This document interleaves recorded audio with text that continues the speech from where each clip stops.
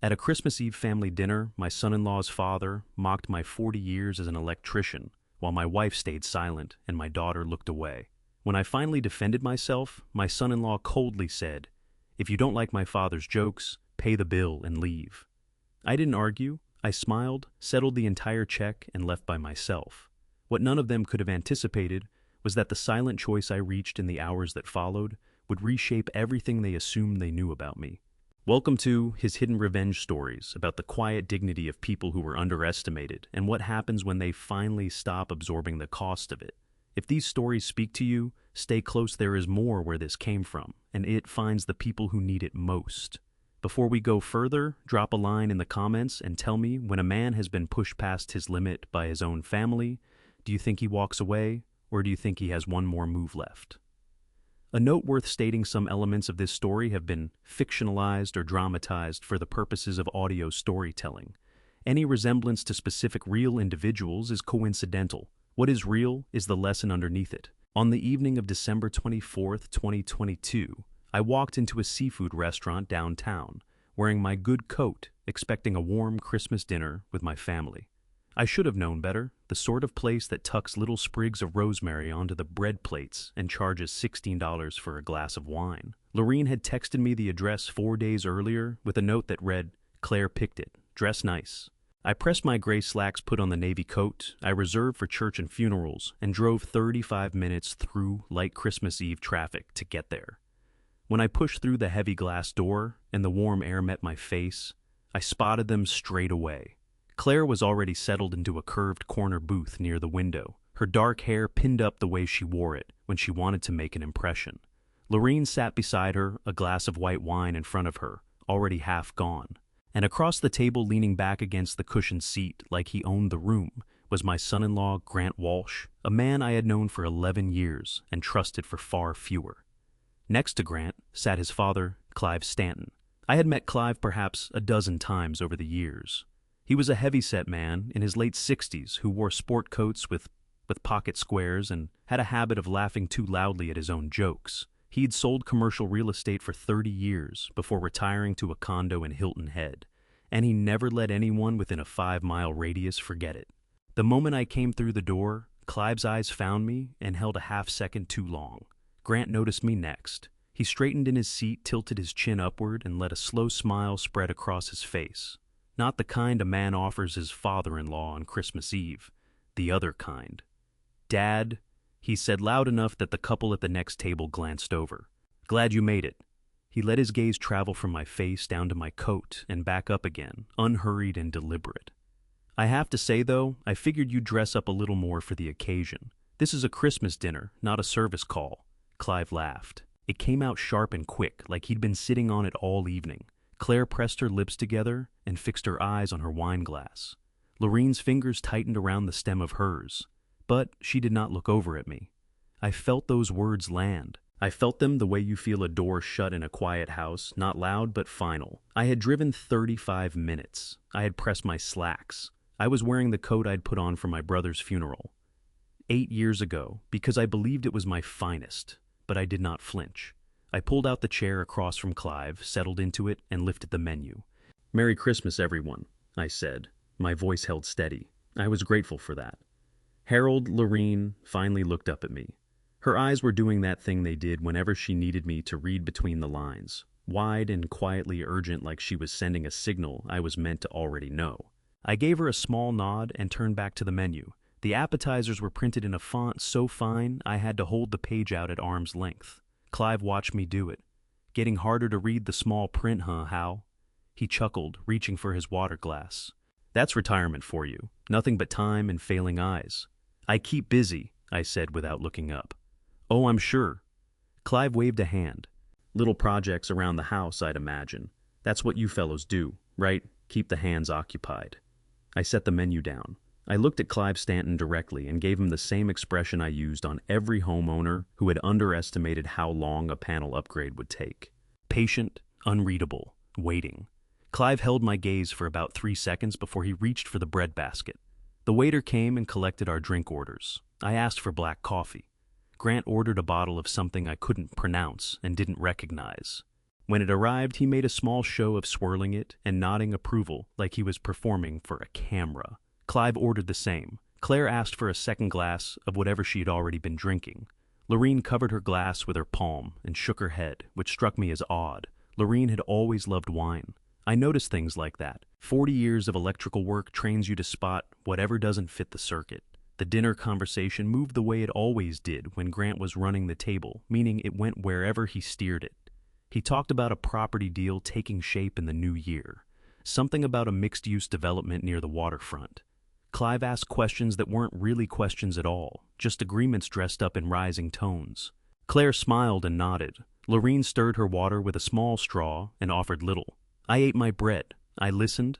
Then Clive set down his fork, cleared his throat, and fixed me with the look of a man who'd been holding something back for the better part of an hour. You know, Harold, I have to hand it to you, he began. 40 years in the trades. That's a real commitment. The word commitment left his mouth the way some men say the word interesting, meaning precisely the opposite. Not everyone has the stomach for work like that. All those years crawling around in attics, junction boxes, all of it. He gave a slow shake of his head. I could never do it. Most people couldn't, I said. Clive blinked. That wasn't the answer he'd been expecting. Grant moved in smoothly the way he always did when a conversation needed redirecting. What Dad means is it takes a certain kind of person. Very dedicated. He raised his wine glass and let the silence do the rest. But honestly, Dad, isn't it nice to finally be done with all that? No more squeezing through people's walls. No more getting pulled out on Christmas Eve for somebody's blown fuse. He smiled. You can just relax now. Let the rest of us take care of things. I looked at my son-in-law across the candlelit table. He was 41 years old, broad-shouldered, wearing a jacket that cost more than my first car. His hair was perfect. His teeth were perfect. He carried the easy confidence of a man who had never once had to wonder whether the lights would stay on. I don't need anyone to take care of things for me, Grant, I said. But thank you. Claire made a small sound in her throat. Dad, he's only saying you've earned a rest. Don't read too much into it. I didn't read anything into it, I said. I answered the question. Lorene placed her hand on my forearm. Harold, she said softly. One word. The same word she'd been using for 43 years whenever she needed me to stand down. The food arrived. Salmon for Clive and Grant lobster bisque for Claire and a simple grilled striped base for me. Lorene had ordered the same. We ate. The restaurant settled into the low murmur of other families and the gentle sound of a string trio playing somewhere near the bar.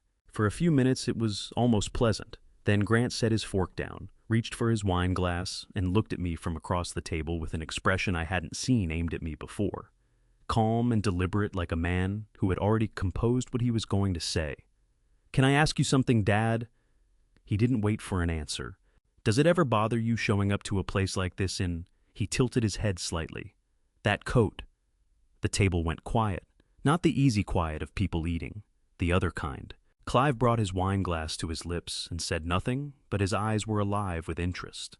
Claire tucked a strand of hair behind her ear and stared down at the tablecloth. Lorene's hand, which had been resting near her wine glass, went completely still. I looked down at my coat, the navy wool one I had owned for 18 years, the one I'd dry cleaned twice and kept folded in a garment bag, the one I'd worn to my brother's funeral and to Claire's college graduation, and to the courthouse the day she and Grant signed their marriage certificate. I looked back up at Grant Stanton. No, I said, it doesn't bother me at all. Grant smiled thin and satisfied, like a man who had made his point without needing to state it plainly. I picked up my coffee cup. My hand was steady. I was grateful for that. I raised it to my lips and took a long, slow sip, while the string trio drifted into something quiet and unhurried from across the room. I put the cup down and let my mind go to work. Clive Stanton topped off his wine, without waiting to be offered, and settled deeper into his chair with the ease of someone who had never once flinched at a dinner bill. He regarded me the way you regard something you've already judged, not to learn anything new, just to confirm what you already decided. You know what I always say. He turned it outward, speaking to the table rather than to me. A man who spends his life working with his hands that deserves real respect. A beat to let it sink in.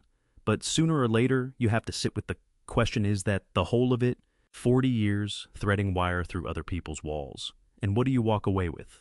A pension check and some tomato plants? Grant turned a slow smile toward his wine glass. I keep busy, I said. Still do. Sure, sure. Clive brushed the words aside like they were in his way. But level with us, Harold. When Grant mentioned you'd retired, my first thought was good. Now the man can finally come up for air. No more squeezing through tight spaces. No more carrying home the smell of copper in your clothes. He let out a short laugh at his own picture of it. Someone your age ought to be out seeing the world, not bent over a junction box. Lorene placed her fork on the rim of her plate. The small sound it made against the china reached me before I turned to look, and I already knew her jaw had locked. Harold has built a very good life, she said. Quiet, deliberate, the tone she saved for moments when her anger had nowhere polite to go. Clive raised both palms in a pantomime of backing off. Absolutely, Lorene. Nobody's disputing that. All I'm pointing out is... He caught Grant's eye with a quick sideways glance, the kind that carries a whole conversation in half a second. There's a ceiling on that line of work. You reach it, and that's that. Real estate doesn't have that problem. The upside is open-ended. The sky has limits too, I said. Depends on the weather. Clive held on me for a moment. Then something genuine broke through and he actually laughed. Ha! Fair enough, Hal. Fair enough. Grant, though, hadn't moved to laughter. He was watching me with a close recalculating attention, the way a man looks when a number hasn't come out the way he expected. He sliced into his salmon and took his time chewing. Here's the thing, Dad. He used the word dad the way some men use a title as a placeholder, not a term of affection. What Clive is really talking about is legacy. What you leave behind when the work is done. He made a loose gesture in the air with his fork. In my world, you're building something with a name on it, a portfolio, a track record. 10 years from now, 20 years, people are still reaching out. He set the fork down and let the quiet stretch. What does an electrician leave behind? Nobody filled the silence. Claire's hand moved toward her wine. I held my son-in-law's gaze and let myself really think before I answered. I thought about the Hendersons on Sycamore Drive, whose panel I brought up to code back in 2002. I thought about the community center on Grove Avenue where I spent an entire summer rewiring the East Wing so 3 additional classrooms could run for the after-school program. I thought about the 47 men and women I'd trained as apprentices, 6 of whom were now running their own shops. I thought about the hospital annex on the north end of town, where the backup generator system I'd put in had run clean without one failure for 19 years. Safe houses, I said. I leave behind safe houses and the people inside them. Claire produced a small sound that was nearly a laugh, then covered it quickly with a sip from her glass. Clive tilted his head and gave a nod that his eyes didn't fully back up. Grant let the silence hold for exactly 3 seconds, then pivoted to Clive. Dad, how's the Hilton Head place doing these days? You mentioned something about the back patio. And with that, the subject closed the way it always did, once Grant decided a thread was finished. My answer had been received cataloged and set aside somewhere marked not relevant. Lorene's eyes found mine from across the table. What was in them I hadn't seen for a long while, grief and fury wound together, pressed so flat and smooth that only someone who knew her well could read it. She lifted her water glass instead of reaching for her wine. In that moment, I understood why she'd been leaving it untouched all evening. She wanted her head clear. She'd been paying attention to every word, the whole time. That knowledge should have been some comfort to me. It wasn't. Clive shifted gears into a story about a spring golf trip he had in the works. Claire engaged with the resort details with what looked like honest interest. Grant kept time with small nods. And for a stretch of several minutes, I became as unremarkable at that table as the candle holders nested among the centerpieces. I ate my striped bass. It was well prepared. I kept my attention on that. Then Clive lowered his wine glass with a deliberate care that snagged everyone's notice, and the look he turned on me had finished with any pretense of warmth. Harold, he said, can I put something to you straight? Go ahead, I said. Do you ever feel... He paused, sorting through his words the way a golfer thinks through his club selection before a tricky shot. Like you've been left behind, not harshly, just honestly. The world doesn't slow down for anyone. There are people who stay ahead of it, and people who find a groove and settle in. He pressed his palms flat against the tablecloth and spread them. No disgrace in the second path. But I've always been curious for a man standing where you're standing. Does it bite a little, watching Grant put something real together while you're... A small lift of one shoulder. finish the thought. My daughter had her fingers wrapped so tight around her wine glass that the color had drained from her knuckles. She didn't speak. I lifted my coffee cup, touched it to my lips, put it back. "Clive," I said, keeping my voice even. "For 40 years, I made certain that every time someone walked into a dark room and hit a switch, the lights answered." I laced my fingers together on the table in front of me. I'm still that same man. Nothing about the switch has changed. Clive drew a breath to reply. Grant was quicker. "Nobody's arguing with that, Dad." His voice had come down half a register smoother with something sharp riding just below the surface. He brought his elbows onto the table and leaned in. "What we're all getting at is a man with your history at this point in life." His eyes made a brief assessing pass across me. "Maybe the right move is to make peace with where the road ended. You had a real run at it. That's worth something." One corner of his mouth curved upward. "Some of us are still out on the course." Near the bar, the string trio eased into something new, slow, low, and steady as a tide. I looked at Grant Stanton across the candlelight. I looked at my daughter, tracing the tablecloth's pattern with her eyes, as though the threads could tell her what to do. I looked at Lorene, whose hand had retreated to her lap, hidden from view, where I knew her thumbnail was working into her palm, the way it always did when she was keeping something locked inside. Then I picked up the dessert menu. "I think I'll have the peach cobbler," I said. The peach cobbler arrived in a small white dish with a scoop of vanilla bean ice cream alongside. I took my time with it. Rich, buttery base, something warm and tender, beneath the kind of thing a grandmother refines over decades before a restaurant chef puts it on a $12 menu. I worked through it the way I used to work through a difficult wiring diagram, section by section. Don't push ahead of the work. Meanwhile, Clive had picked up a new story, a real estate deal in Charlotte that had unraveled 3 years back. He had the cadence of it memorized, which told me he'd run the story many times before.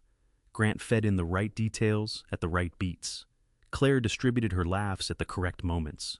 Lorene drank her water. I finished the cobbler, set down my spoon, folded my hands. That was when Grant placed his wine glass on the table, with a sound that landed somewhere between restrained and pointed. Not hard enough to be a slam, but far too precise to be nothing. The sort of sound a man produces when he wants every head to turn without having to call for it. Clive stopped mid-sentence. Claire glanced up. Lorene's gaze shifted to me for barely a heartbeat. Grant squared both elbows on the table and leaned forward. He studied me the way he studied a property he intended to undervalue, measuring pricing already sure how the offer would land. "Can I say something?" He didn't pause for permission. "I've been turning this over all evening, working out how to put it, and I've landed on just saying it plainly." His voice held no heat, which made it worse than anger would have. "Harold, you are a good man. I mean every word of that. You worked hard. You provided. All of that. Deliberate." That pause was completely deliberate. Then his hand swept out slow and unhurried, gesturing at everything, the room, the candlelight, the other diners lifting their glasses, the whole polished performance of the place. "This isn't your world," he said, "and I suspect on some level you've always known that." Something clenched inside my chest. Not rage, something closer to recognition. Grant. There was a warning threaded through Lorene's voice, quiet, the way a riptide is quiet. He raised one palm in her direction without bothering to look at her. "Lorene, no. This is a conversation we've been stepping around for too long." He brought his eyes back to mine. "Dad, I say this with respect, a man who's spent decades crawling through other people's attics, a man whose hands carry the memory of solder and circuit breakers, a man who walks into a room like this one wearing a coat that predates his daughter's high school graduation. Not once did his volume climb. That man doesn't have a seat at a table like this. He let that land. Every person at this table understands it whether they'll admit it or not. Clive found something worth studying in the tablecloth. Even Clive managed that. Claire's complexion had drained to something close to ash. Her lips parted, then pressed shut again a word that had tried to form and then reconsidered. Lorene slid her chair back from the table just an inch. The legs caught the floor with a short, hard scrape. "Grant, stop." "I'm not being unkind," Grant said, his voice perfectly flat. "I'm being straight with you. Those aren't the same thing." He lifted his wine glass with an ease that looked rehearsed, tilted it back unhurried. "Nobody's holding you here, Dad. If this isn't comfortable for you, the door's right there. That's the whole of it." The string trio had gone quiet. Or perhaps they were still playing, and I had simply lost the ability to hear them, drowned out by the specific texture of the silence that had thickened around our end of the room. The pair at the nearest table had stiffened the particular stillness of people concentrating on not appearing to concentrate. I let Grant's words sit there between us. The same way you let a medical verdict sit, you don't rush at it, you don't bolt from it, you just hold still and let it be what it is. Then I opened my hands and set them flat against the tablecloth. I held my son-in-law's gaze steady. No raised voice, not a single muscle in my face giving him what he was looking for. "Grant," I said, 40 years doing electrical work teaches you something. You find connections all the time that read perfectly fine from the outside. Solid, clean. But underneath the insulation, they're eaten through. The reason they're dangerous isn't that they announce themselves. It's that they don't. My voice stayed even, measured. You develop an eye for them over time. It stops taking long. Grant's jaw moved once, just barely. I reached back and lifted my jacket from the chair behind me. I settled it across my knees. Then I looked over at Lorene, both her hands locked around the table's edge, knuckles going white against the linen. "Ready to head home," I said. She looked at me, then over at Claire. Something crossed between them, a whole negotiation compressed into a 2-second glance. When Lorene's eyes came back to mine, the corners were glistening, and her chin had dropped a fraction. "A few more minutes," she said barely above a whisper. "Please." I shifted my gaze to my daughter. Claire had fixed her attention on the table's centerpiece, a small pine spray tied with a red ribbon, staring at it with the rigid focus of someone who had decided that looking anywhere else was not an option. I threaded my arms through my jacket sleeves, one then the other, and ran both palms along the lapels to smooth them down. The navy wool. The coat Grant had held up for inspection 2 hours ago. I lifted my hand until I caught the waiter's eye on the far side of the room. He was at my elbow in under 30 seconds, young early 20s, carrying himself with the precise posture of a person working a holiday night and intending to do it right. "Something I can help you with, sir." "The check," I told him. "For the whole table."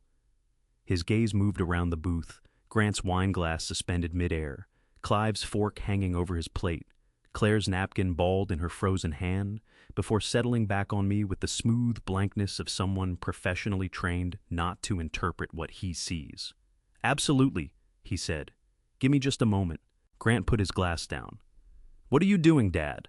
"Settling the bill," I said. "The way you recommended." A small tightening around his eyes. "I didn't recommend anything. You told me I was free to leave if I wasn't comfortable." I tugged the cuffs of my jacket straight. "I'm accepting the offer." Clive made a sound low in his throat and wrapped his hand around his water glass. Claire brought 3 fingers up and pressed them against her mouth. Lorene was watching me with a look I hadn't seen on her face in a long time, something exposed, not yet resolved, the way a sentence looks when it ends without its period. The waiter came back and placed the check presenter beside my arm. I flipped it open. $342 before tip. I worked the arithmetic silently, 20%, because the kid had done his job without fault, and what was happening at this table had no bearing on that. Slid my card into the folder and passed it back. "Just to confirm, sir, this takes care of everyone," the waiter said quietly. "Everyone," I said. Grant's chair shifted back an inch against the floor. "Harold, there's no need." "I know there's no need," I said. "I'd like to. Merry Christmas." The waiter moved off. No one at the table breathed or seemed to. Clive lifted his fork, thought better of it, and put it back without taking a bite. Claire was watching me now, genuinely watching, not the polite half-attention she'd offered since I arrived, and something was moving through her expression that I couldn't entirely name. Guilt, perhaps, or the first faint edge of it. The variety that shows up after it could have done any good. Lorene stretched her arm across the table and laid her hand on top of mine. Her fingers were chilled. She'd been holding that water glass all night. "Come back home with me," she said, her voice quiet. "We can talk on the way." I turned my hand palm up and closed it around hers. The thin gold band was there against my fingers, worn to a smoothness that only comes from 43 years of being worn every single day. My mind went to the kitchen table back home, bought off an estate sale the year Claire started kindergarten, Christmas mornings around it, coffee smell and pecan rolls, Claire still in her pajamas, her hair in complete disorder. "Are you coming?" I asked. Lorene glanced toward Claire. That same sideways look she'd been passing back and forth all evening, the one that moved between them like a signal on a frequency I'd never been tuned to. Claire gave the faintest nod. Not meant for me, for her mother. Lorene drew her hand back unhurried. "I'll find a ride home in a bit," she said. "I want to finish my coffee first. Harold, please don't make this harder than it needs to be. Not tonight." The waiter reappeared with my card and the slip. I wrote in the tip, figures done, cleanly signed the bottom, and put the card away. $411. I recorded that number the way I recorded most things, silently without judgment, filed away. I rose from my chair and stood at my full height. 5 feet 11 inches in the navy wool coat Grant had presented to the table 3 hours ago, as though it were Exhibit A. Clive was studying a point somewhere beyond my left shoulder. Grant met my eyes directly. His face reorganized into something that looked like forbearance, a man bracing himself for a minor inconvenience to run its course. "Good night," I said to all of them. "Dad." Claire's voice was quieter than I'd anticipated. It sounded younger somehow, like something that had wandered in from an earlier time and hadn't quite found its footing. "Drive safe." I looked at her. At the way she was keeping herself assembled in that booth spine erect jaw level, every loose edge pulled inward so nothing could come undone. I had been there when she learned to do that. I had watched her practice it at our kitchen table at school, recitals at every hard and cheerless thing that had crossed her path growing up. There had been a time when that steadiness made me proud. "Always do," I said. I crossed the restaurant at an ordinary pace past the string trio. Back at it, now something soft and unhurried past, tables full of candles and Christmas crackers and the small heated arguments that don't matter in the least, pushed through the heavy glass door and stepped out into the December dark. The cold came at my face all at once, clean and cutting. The parking lot held its silence. Above, the sky ran flat and black, the kind that comes when there's no moon at all, and the air tasted of exhaust and pine from a wreath nailed up somewhere on the restaurant's outside wall. I located my truck, unlocked it, and climbed in. I sat there with both hands resting on the wheel and did not turn the key. The steering wheel was cold under my hands.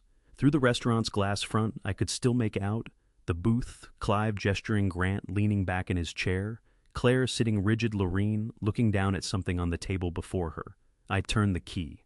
Heat came on. I backed out of the space and aimed the truck toward home. The rearview mirror stayed untouched. There was nothing behind me I had any use for. Somewhere on that drive, though, somewhere in the stretch between the second light and the bridge over Falling Creek, something that had been wound tight inside my chest finally let go. Not peace quite, something with more weight to it than peace. A resolution. Christmas morning came through the east window, the way it always had, slow gray, indifferent to whatever the night before had carried.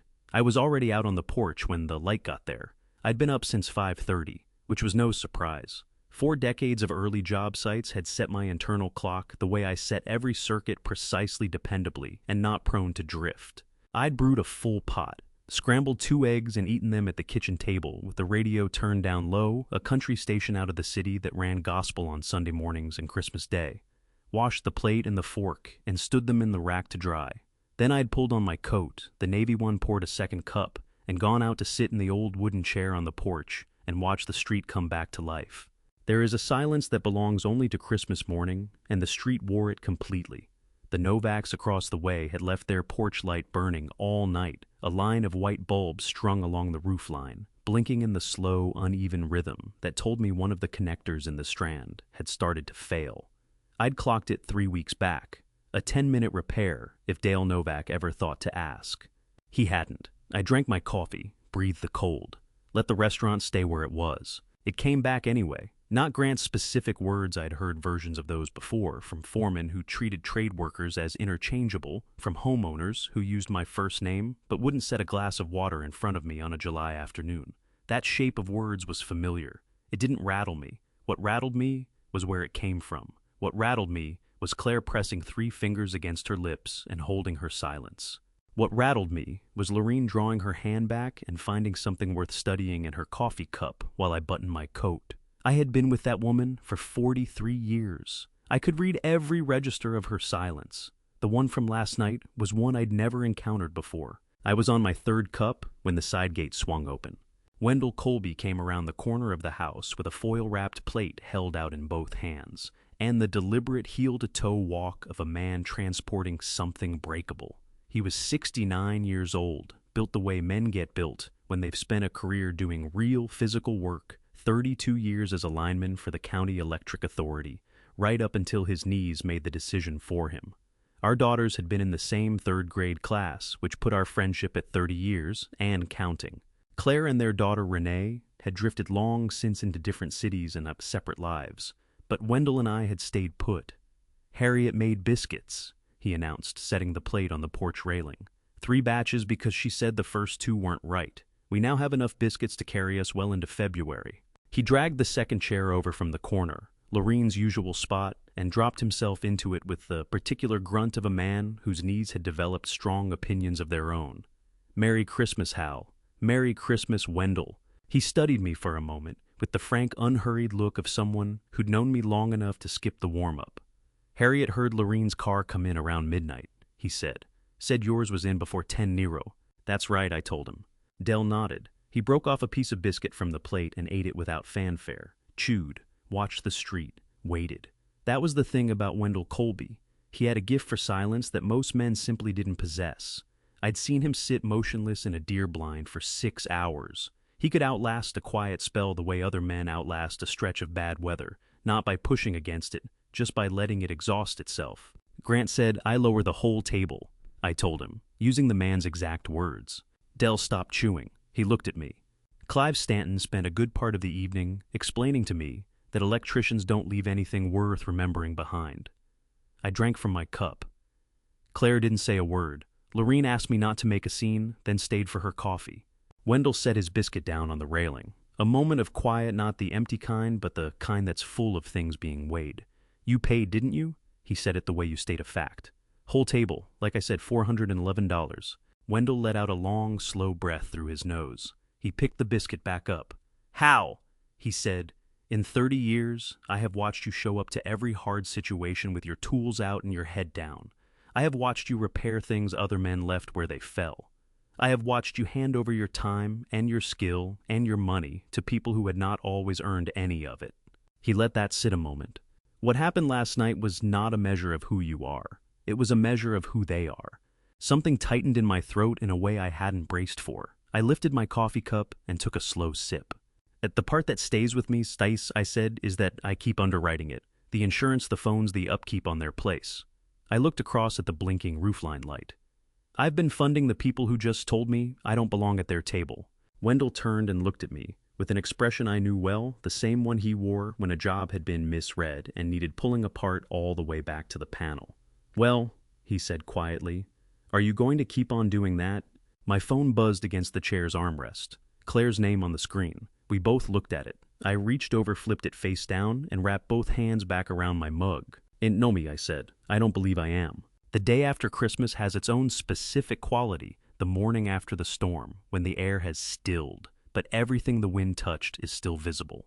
I spent that morning in the garage going through my tool cabinets. It was the thing I did when I needed to think without it looking like thinking. Every socket wrench returned to its slot, every drill bit arranged by diameter, every wire spool labeled and hung in its place. Order in the one territory where I could still impose it. Lorraine had gotten home around 1 in the morning. I'd heard her footsteps crossing the kitchen, heard the bedroom door ease shut with the careful quiet of someone sidestepping a conversation. I'd been awake the whole time. I stayed on my side and listened to her breathing settle into sleep, and I turned over 43 years of that sound in my mind, what it had been worth and what it was costing me now. I was back in the garage by 7. By early afternoon, I'd finished with the cabinets and moved on to replacing a worn washer in the utility sink. I was lying under the cabinet with a wrench when the side gate opened again. Different steps this time, lighter, quicker, carrying the purposeful energy of someone who had made up her mind before she ever left her own house. Harriet Colby came around the corner, with a covered pot held in both hands and her winter coat pulled over what looked like gardening clothes. 67 years old, a retired school librarian, silver hair cut short and practical, with the cheerful, no-nonsense air of a woman who had spent 30 years running both a library and Wendell Colby. She and Lorraine had been close for years, book club, neighborhood association, the kind of friendship assembled from proximity and habit until one day it becomes something you'd actually miss. Dell told me, she said by way of hello. She held the pot out. Vegetable beef soup? Don't argue. I wasn't going to, I said. I wiped my hands on a shop rag and held the door open for her. Harriet moved into the kitchen and settled the pot onto the burner, the way a person does when a place is familiar to them. No hesitation, no searching for anything. She checked what was inside, put the lid back and dialed the heat to low. Then she turned and studied me with the same frank level gaze that had probably kept unruly library patrons in line for decades. You look fine, she said. I told her I was fine. Good. She dragged out a chair and settled herself at the table. Wendell had said it, "You're going to stop paying their bills." That's the plan. She gave another good, delivered in exactly the tone she might reserve for approving a properly cited source. We stayed at that table a while, just the two of us. Harriet talked about her sister's people over in Greensboro, who'd pushed through an ice storm to get to Christmas dinner and rolled in 2 hours behind schedule, carrying a pie that had frozen solid in the car. I filled her in on the wiring trouble with Dale Novak's porch lights. Beyond the window, the December sky was draining of color, the way it always did. Once Threes Rue came around this time of year, I had just freshened Harriet's coffee when the gate swung open a third time. A neighbor from 2 houses down made his way past the window. Vince Aller, somewhere in his mid-50s, a youth soccer coach, and the man most likely to document every neighborhood occasion for the community Facebook page. He had his phone up. He caught a glimpse of Harriet and me through the glass, offered a smile, and moved on. I gave it no thought whatsoever. 40 minutes passed. My phone rang. Claire, I picked up. Dad?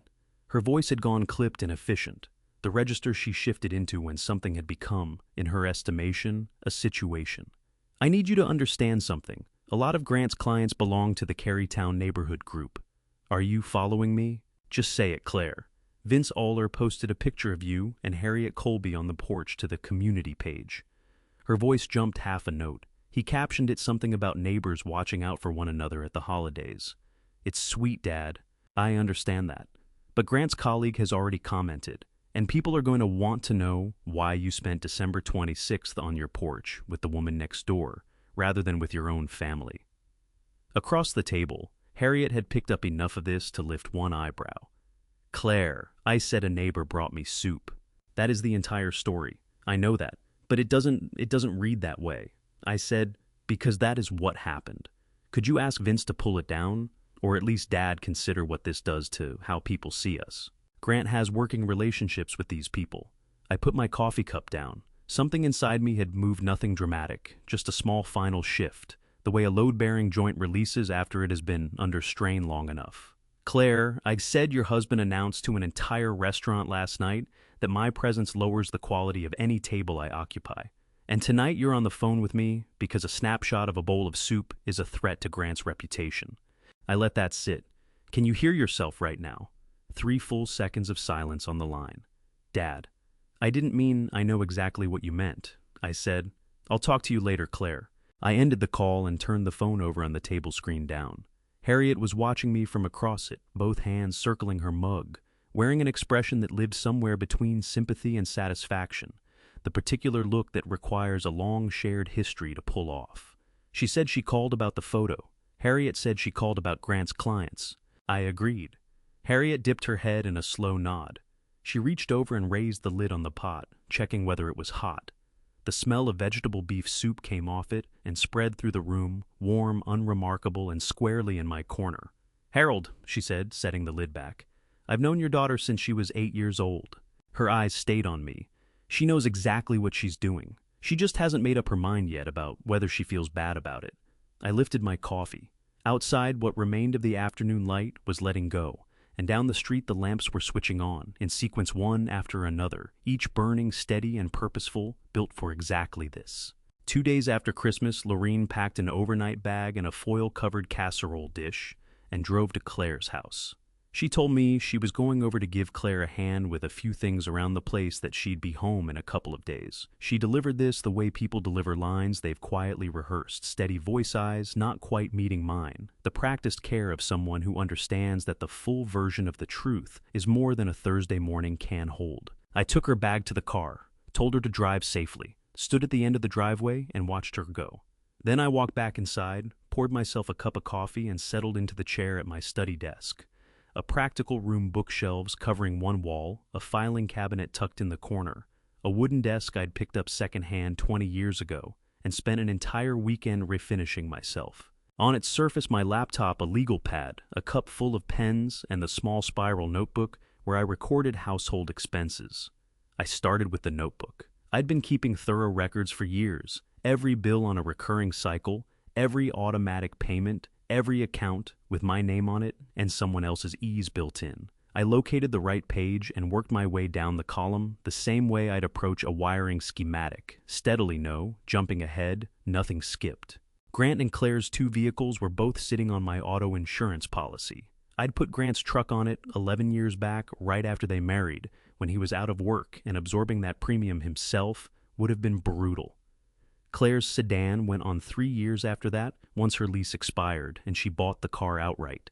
Between the two of them, they added $420 to my monthly bill. My name was on the policy. It was my policy. I pulled up the insurance provider portal on my laptop. Both vehicles were there. VIN numbers, coverage tiers, renewal dates, all of it. I went to Grant's truck first. The system prompted me to confirm. A notice appeared under state regulations. The insured party would be sent written notice of the change within 10 to 14 business days, and coverage would hold through that window. I confirmed it. Then I moved to Claire's sedan and repeated the same steps. 2 clicks. Done. Then I went to my mobile carrier's account page. 11 years ago, when family plans had just started making financial sense, I'd brought Claire onto my account, 4 lines at the cost of 2.5.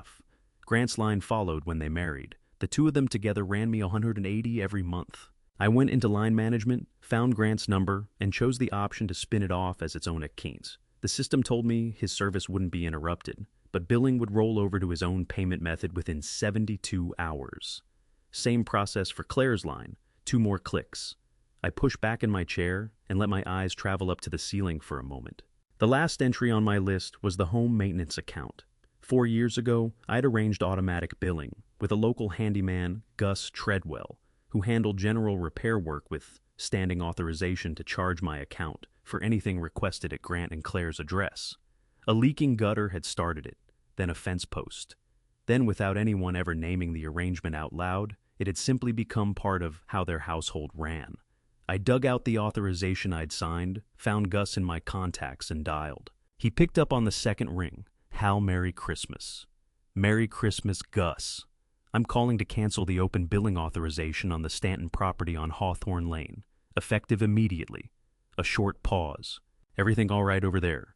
All fine, I said. Just making some changes to how the accounts are organized. Anything still outstanding should go straight to Grant Stanton from here on out.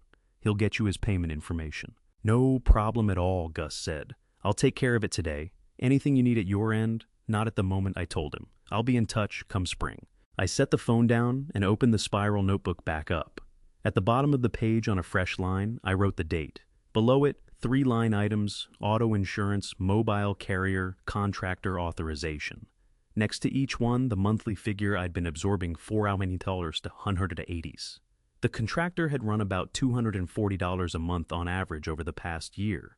3 figures. I ruled a line beneath them and totaled the column.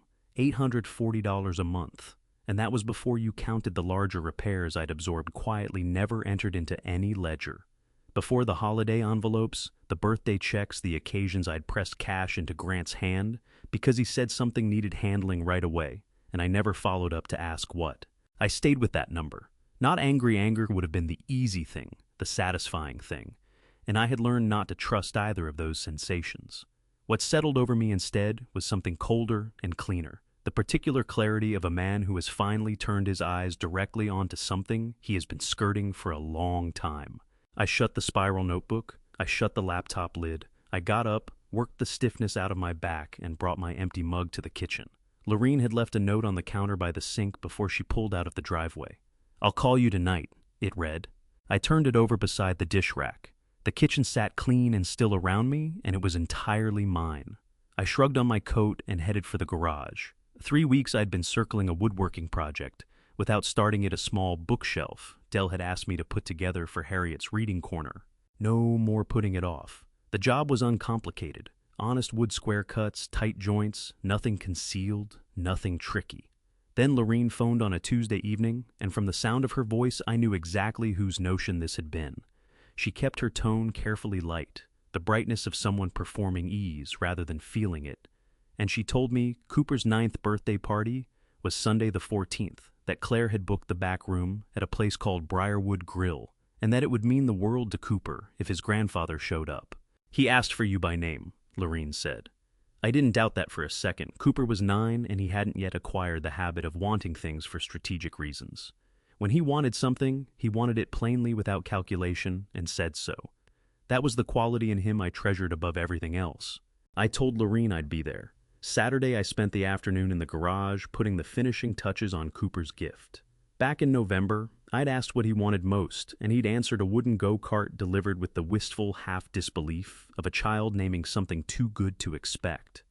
I'd been stealing hours here and there since Thanksgiving to build it. Nothing about it resembled what you'd pull off a shelf at a toy store, with its plastic shell and decal sheet. This one was solid pine-sanded smooth by hand, fitted with real rubber wheels, and a steering assembly I'd worked out myself from nothing. Red paint because Cooper had let slip, once that red was the fastest color. Sunday morning, I lifted it into the truck bed and drove over to Briarwood Grill. The back room hit me with a wall of noise, the concentrated chaos of 9-year-olds fueled by cake and 4 walls. Streamers drooped from the drop ceiling. Somebody had printed a banner that morning, you could tell by the font, and strung it above the door, "Cooper is 9." Blue and silver balloons bunched at every chair back. The adult side of the room was thick with Grant's colleagues, men in blazers, and women in what passes for festive at a professional gathering, everyone circulating with drinks in hand, and the slightly performative air of people who are more comfortable at work functions than parties. Clive Stanton had claimed the territory near the bar, amber glass in hand, radiating the settled authority of a man who believes every room belongs to him by default. Grant wasn't the first person I spotted. I'd set the go-kart beside the gift table and was pulling away the cloth I'd wrapped it in to guard the finish when Cooper located me. He crossed the room at a dead sprint, sneakers barking on the tile, and drove his shoulder into my midsection with the uncalculated force of a 9-year-old running towards something he's been anticipating. I braced us both before we could topple.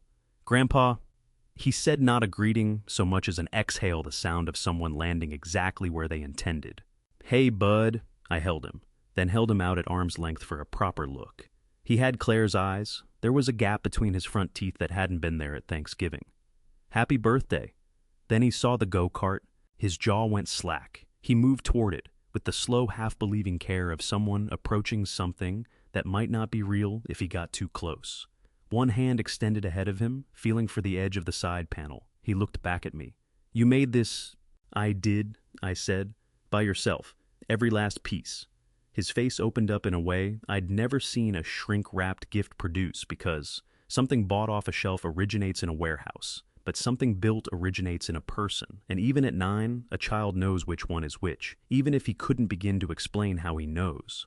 Grant materialized at Cooper's shoulder. He took in the go-kart, and his expression went through a quick series of adjustments, genuine surprise surfacing. First, then something more deliberate sliding in underneath. "Wow," he said. "That's quite a project, Dad." His hand went to Cooper's back, steering him away with pressure that looked gentle and wasn't. "Hey, bud, go find Mom. Show her what Grandpa brought. Tell her he's here." Cooper bolted both hands wrapped around the steering handle. Grant tracked him across the room, then turned back to face me. "Glad you could make it," he said. The smile he put on was the same one that appeared in his professional headshot, calibrated complete, giving nothing away. "Get you a drink." "I'm all right," I said. He moved me toward the far corner, away from the noise and the children with the unhurried efficiency of someone executing a plan. On the table, there sat a leather portfolio, the style real estate people use when papers are being signed. I'd watched Grant carry one just like it more times than I could count. "There's actually something I've been wanting to run by you," Grant said. He lifted the portfolio and cradled it in the easy way of a man about to make a presentation. Development deal, shaping up nicely, mixed-use waterfront access, solid projected returns. Financing is mostly buttoned up, but the bank wants a cosigner on the lead note. He let that land. A cosigner guarantees the debt alongside the borrower. If the borrower goes under for any reason, the cosigner carries the full balance. Here we're talking 480 $400. He delivered the figure flatly as if it were a routine thing, the sort of arrangement a grandfather enters into without a second thought. "I know what a cosigner is, Grant," I said. He nodded. "Of course I only wanted to make sure. And I know what's in that portfolio," I said. "I read your colleague's name on the tab from 20 feet away 20 minutes ago." The smile stayed on Grant's face. His jaw was doing something different underneath it. I lifted my jacket off the chair beside me. Across the room, Cooper was showing Lorene the go-kart, drawing his palm slowly down the painted panel, his words tumbling out fast, his whole body alive with the uncomplicated joy of a child who feels genuinely seen. I went over and lowered myself down next to my grandson, my hand on his shoulder. "I've got to go, bud," I said, keeping my voice quiet. "Make it a great birthday, all right?" Cooper locked onto my arm with both hands. "Not yet, Grandpa." Something tightened in my chest that I hadn't braced for. "I'll see you before long," I said. "That's a promise." I rose. I found Grant's eyes across the room. He stood perfectly still, the way a man stands when he's running new numbers in his head. "The answer is no, Grant. Just enough voice to carry. It was no before you ever asked." I left through the restaurant's front door and stepped into the January cold without glancing back at the window. But Cooper's hand on that go-kart rode home with me, the way he'd said you made this by yourself, as though it were simply the most extraordinary fact he had ever been handed. Maybe it was. The final Tuesday of January broke cold and clear, the variety of winter morning that flatters itself through glass. I was behind the house splitting wood when a truck door slammed out front, slammed with the particular conviction of someone still deciding how angry they planned to be. I stood the splitting maul against the stack and came around the side of the house. Grant was on my front porch phone, thrust out in front of him like an exhibit. He had on his charcoal gray work jacket, the one with the real estate logo stitched on the chest, and his face was flushed the way a man's face gets when he's pushed the accelerator harder than he should have to arrive somewhere. He shoved the phone at me before I'd cleared the bottom step. "I got an email this morning from the insurance company. Our vehicles aren't covered under your policy anymore." And Gus Treadwell had called him the day before, wanting a credit card number, because apparently his standing authorization to bill my account had been pulled.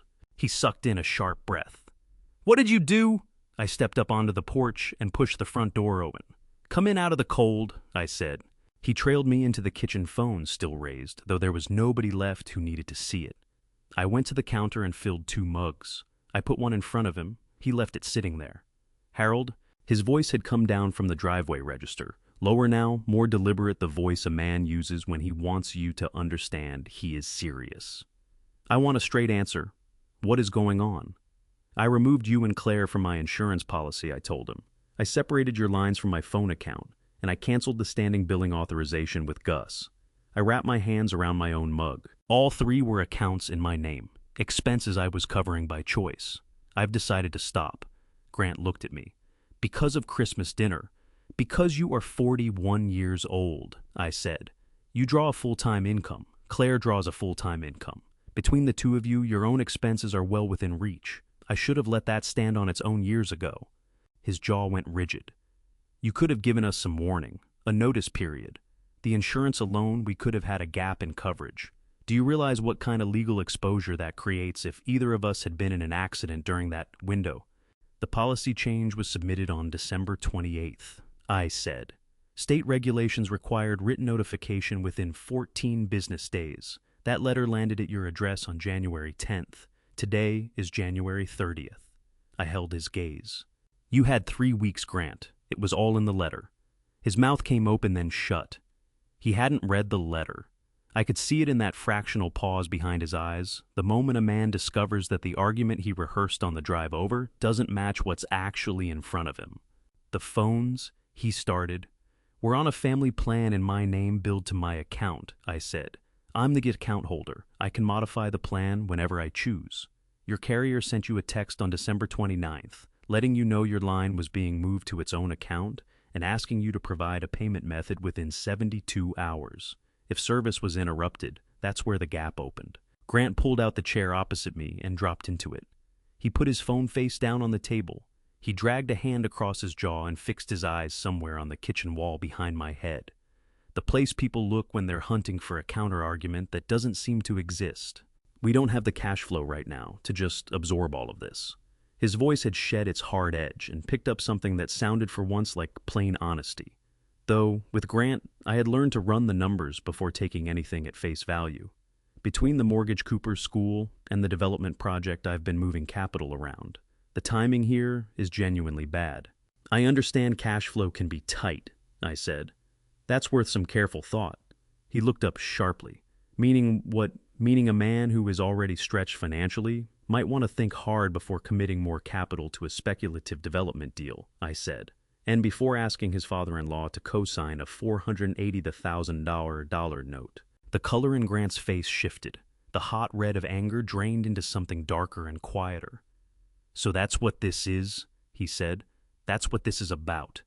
You are 41 years old and capable," I said.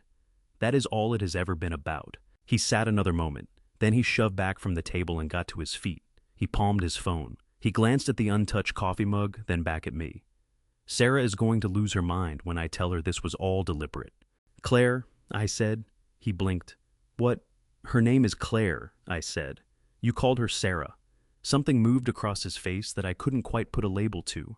He straightened his jacket, turned, and walked out of the kitchen. The front door opened and closed behind him. Not a slam this time, something more measured, more controlled, and for that reason more deliberate. I stood at the counter and listened to his truck fire up in the driveway.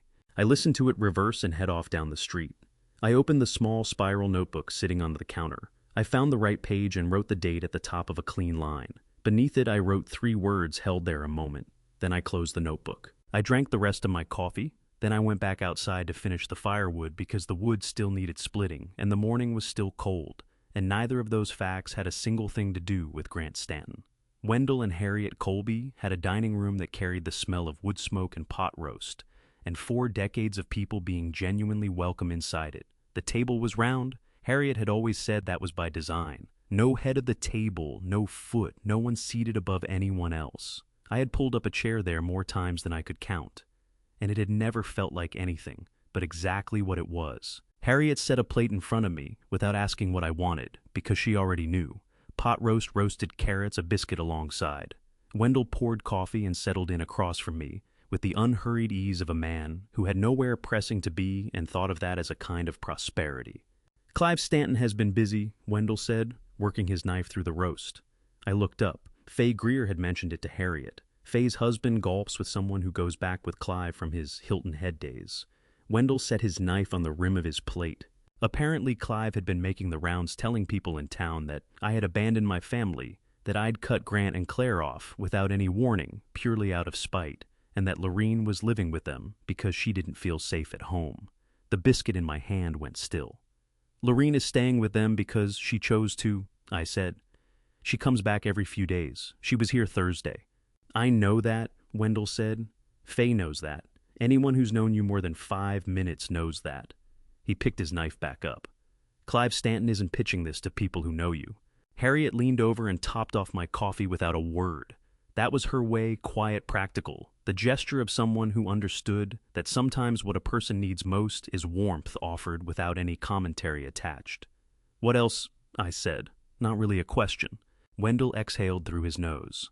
"Grant and Claire have been arguing loudly enough that the Kowalski boy next door brought it up to his mother, who passed it along to Fay." He paused, sorting out the order of it. "Apparently, Grant told Claire that her father had no right to pull the rug out from under them. And Claire told Grant that if he hadn't spent Christmas dinner treating her father like something he'd tracked in on the bottom of his shoe, none of this would be happening." I set my biscuit down. Something moved through my chest, not quite surprise, not quite satisfaction. Something more layered than either one. "She said that?" I asked, word for word, according to Fay, according to the Kowalski boy. Wendell lifted one shoulder. "Small town. Information travels in loops. You know how it goes." I did know. 31 years in this town. I'd rewired half the houses on 4 separate streets. People told their electricians things they kept from their neighbors, and the neighbors told everybody else. "Clive is also asking for money," Harriet said. She delivered it the way she delivered anything she considered important, directly, no cushioning around it. Wendell had heard through Vince Oller that Clive had been calling Grant every week looking for $800 a month to cover his living costs in Hilton Head. Apparently, Clive's retirement picture was considerably less solid than he had ever let on. I thought about Clive Stanton at the Christmas dinner table, swirling his drink, informing me that electricians don't leave behind anything worth mentioning. I thought about his pocket square, his sport coat, his loud laughter at his own punchlines. He played the part of the successful one. I said. They usually do, Harriet said, and turned back to her pot roast. Wendell looked at me across the round table. Here's what I keep turning over, he said. Grant and Claire built their whole financial picture on things that weren't theirs. Your insurance, your phone plan, Gus Treadwell on your account, whatever else you were quietly carrying that we don't even know about. They built on top of your foundation and then acted like the house was theirs. He shook his head slowly. And Clive Stanton did the exact same thing to Grant. Spent 30 years performing success so convincingly that his own son believed it and would step in to support him once the performance ran out. I sat with that for a moment. The fire in Wendell and Harriet's fireplace popped once and settled back down. The apple, I said, doesn't tend to roll very far. Wendell agreed. What comes next is the moment Harold stops reacting and starts revealing, and the man sitting across from him is about to find out just how much had been happening beneath the surface without his knowledge. Before we get there, tell me if someone you had supported for years had quietly been working against you. Would you confront them the moment you found out, or would you wait until every piece was in place? We ate without talking for a stretch. Beyond the dining room window, the February sky had gone the flat white of a day that hadn't made up its mind about snow. A cardinal dropped onto Harriet's bird feeder, vivid red against all that gray, and worked through the sunflower seeds with complete indifference to whatever was happening on the other side of the glass. Lorene called me yesterday, I said at last. Wendell looked up. She said the house was tense that Grant and Claire argued after Cooper went to bed, and that she could hear it coming through the walls. I drank my coffee. She said she missed her garden.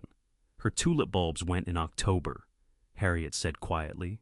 She put them in herself. They'll be up in April. I know, I said. Wendell set his fork down and looked at me with the steady, unhurried attention he kept for things that deserved it. Hal, he said, what do you actually want to happen? Not what you think ought to happen. Not what's fair. What do you want? I watched the cardinal. It finished what it came for, opened its wings, and was gone. I want my wife to come home, I said. I want my daughter to figure out who she really is, not just who Grant needs her to be. Wendell gave one slow nod, the kind that means complete agreement and leaves nothing left to say. Harriet rose and started collecting plates. Then eat your biscuit, she said. It's going cold. I picked it up and ate it. It was good. Everything Harriet made was good because she put her full attention into it and offered no apology for caring. In my experience, those are the two ingredients that matter most in anything worth doing. Cooper showed up on a Saturday morning with his backpack on and his shoelaces undone, which was more or less how he arrived at most things, enthusiastic and slightly ahead of his own preparation. Claire had dropped him at the curb without coming to the door, which had become the routine over the past several weeks. I didn't press it. Cooper was here, and that was the part that counted.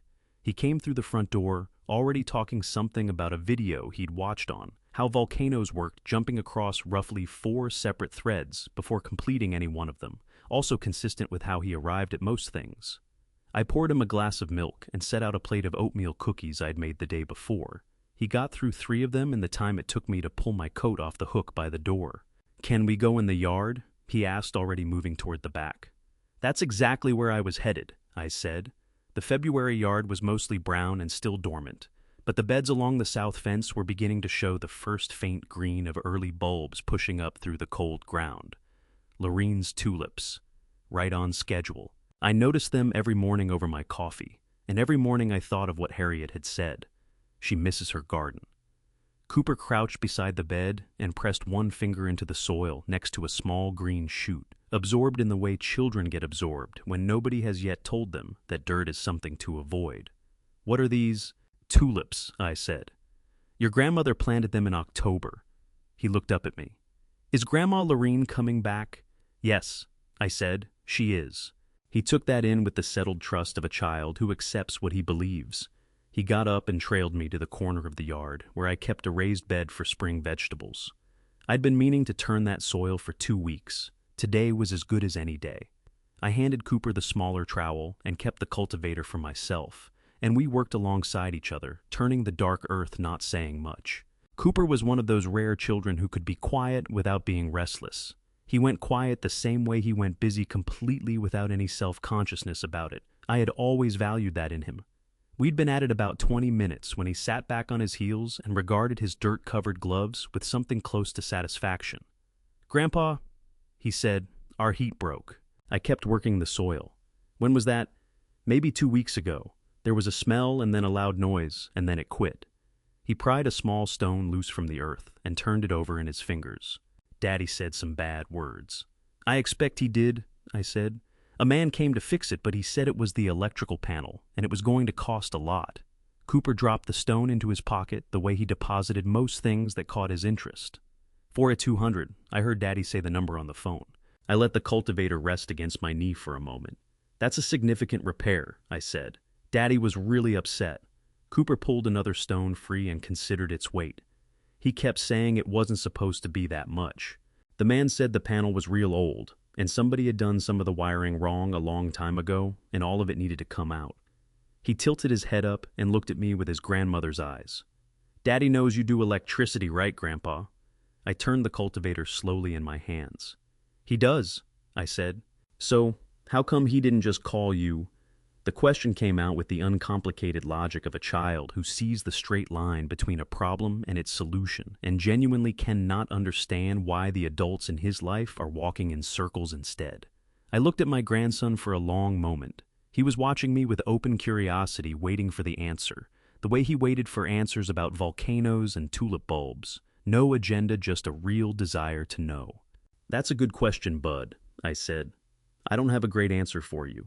Cooper thought about that. He was quiet a moment, rolling the stone between his fingers. Then, in the same easy tone he used for most things, he said, "Mom said we shouldn't ask you for stuff right now. She said you and Daddy had a disagreement, and it wasn't polite to ask for favors until things got sorted out."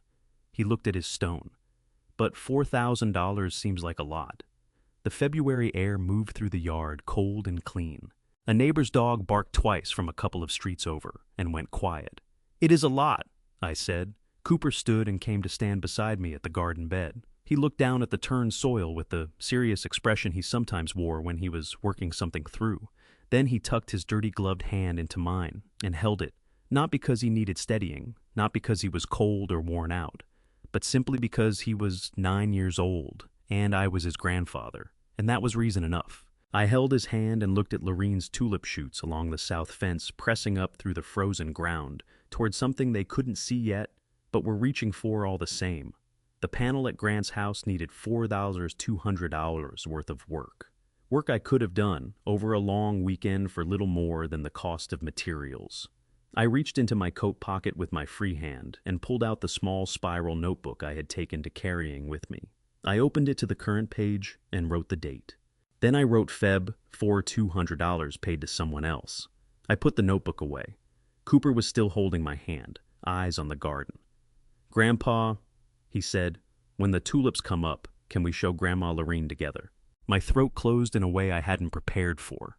I looked down at the top of his head, his dark hair going every direction in the February wind, and I felt something shift in my chest that had been lodged there since Christmas Eve. "Yes," I said. "We absolutely can." Tax season in my house had always meant the same ritual. The filing cabinet came out from the corner of the study. The kitchen table became a sorting surface, and I spent the better part of a weekend working through 12 months of receipts, statements, and documents with the same methodical attention I brought to a panel inspection. Everything placed where it belonged, nothing taken on assumption, every number checked against every other number until the picture was complete and accurate. I had started on a Saturday morning in early March, working through the previous year's records in order. Utility bills, property tax, statements, retirement account, distributions, medical expenses. I worked steadily through the morning, with the radio turned low, a country station coffee going cold at my elbow, the way it always did when I was truly focused. It was in the 2020 folder that I found it. I nearly passed right over it. It was clipped to a copy of a homeowner's insurance renewal form from that year. At first glance, it looked like it belonged with the same packet, but the paper had a different weight to it. When I unclipped it and held it up to the light, I saw it was no insurance form at all. It was a limited financial power of attorney document. In the state where we lived, a limited financial power of attorney is a legal instrument that grants a designated person the agent authority to act on behalf of the signing party in specific financial matters for a defined period of time. This particular document named Grant Stanton as the agent and Harold Beckett as the principal. It bore my signature dated 2 years and 4 months earlier. It authorized Grant Stanton to access and manage funds held in a specific savings account, in my name a bank I had used for personal savings since before Claire was born. I pulled out a kitchen chair and sat down. I read the document again, slowly. The way I read wiring schematics when something failed to add up, starting from the top, tracing each line looking for the point where the circuit departed from what it was meant to do. I remembered the afternoon Grant had brought the papers over. He had come by himself on a weekday saying Claire had asked him to drop off some insurance forms that needed my signature as part of a policy update on their homeowner's coverage. I had been in the middle of a woodworking project. I glanced at the pages, saw my name and address on the header, and signed where Grant pointed with the easy trust of a man who believed his son-in-law was exactly who he claimed to be. I turned the document face down on the table. I went to my laptop and pulled up the bank's online portal. The savings account in question had carried $14,300 in the spring of 2020. I hadn't looked at it closely in some time. It wasn't a working account. It was a reserve I'd built up over years, for emergencies, not something I tracked month to month. The current balance was $7,900. $6,400 had been taken out in 3 separate transactions, spanning 8 months, beginning 6 weeks after the document was signed. The transaction descriptions listed a name I didn't recognize, which in my experience meant the money had moved through an intermediary account, a common method of putting distance between a withdrawal and whoever initiated it. I shut the laptop. I sat at the kitchen table with the document in front of me. I was not shaking. I noticed that specifically my hands were flat and still on the table. My breathing was even the loudest sound in the room was the refrigerator cycling. I had spent 40 years working around electrical current that could kill a man if he lost his nerve. The first thing every good electrician internalizes is that panic is more dangerous than the voltage itself. You assess the situation, isolate the problem, make things safe, then you fix what's broken. I picked up my phone and called Dell. He picked up on the second ring. Dell, do you know a good attorney? Not litigation, just paperwork. Someone who works with financial matters, power of attorney, that sort of thing. A short pause. Neil Farrow, Estate and Financial Law Office on Crestwood Avenue. I've gone to him twice. Solid man, straight talker. Another pause. How what happened? I came across something in my tax records, I said. Nothing I can't manage. I just want to make sure my accounts are properly locked down going forward. Do you want me to come over? No, I said. I'm all right. I'll call Neil first thing Monday morning. I hung up. I found a manila envelope in the desk drawer and slid the power of attorney document inside. I sealed it, wrote the date on the face, and printed the words documentation in my own hand beneath it. Then I went back to the bank portal and began the process of requesting the compromised account be closed and the remaining balance transferred to a new account in my name alone. The bank's system indicated the process would take 3 to 5 business days, and that written confirmation would follow by mail. I submitted the request. I closed the laptop. A limited financial power of attorney expires at the end of its defined term, in this document, 18 months from the signing date. That period had already run out, meaning Grant no longer held any legal authority over my finances. But the withdrawals had all occurred within the active window, which meant they were technically authorized by the instrument he had obtained through misrepresentation. Civil fraud of this nature, securing a signature through deliberate deception, is actionable in court. But pursuing it would cost time and attention. I had no interest in giving Grant Stanton. What I wanted was simpler. I wanted my money protected. I wanted my name on nothing he could reach. I slid the envelope into the filing cabinet at the back of the hanging folder, marked Personal Important behind my passport and my original union card. Then I sat back down and finished my taxes. Every number in order, every account verified, every line exactly what it appeared to be. April arrived the way it always does in this part of the country, tentatively. First one warm day, followed by 2 cold ones, the ground unable to commit to the idea that winter had ended. But by the second week, the matter had been settled. Lorene's tulips along the south fence had come up fully red and yellow, and one deep purple she had planted, without telling me what color it would be, which was the sort of small surprise she had always been good at. I was out back repairing a section of the fence along the property line when Cooper arrived. I heard the side gate latch and his sneakers on the path before I saw him. And I caught something else as well, that particular quality of silence that told me Claire had not come to the door again.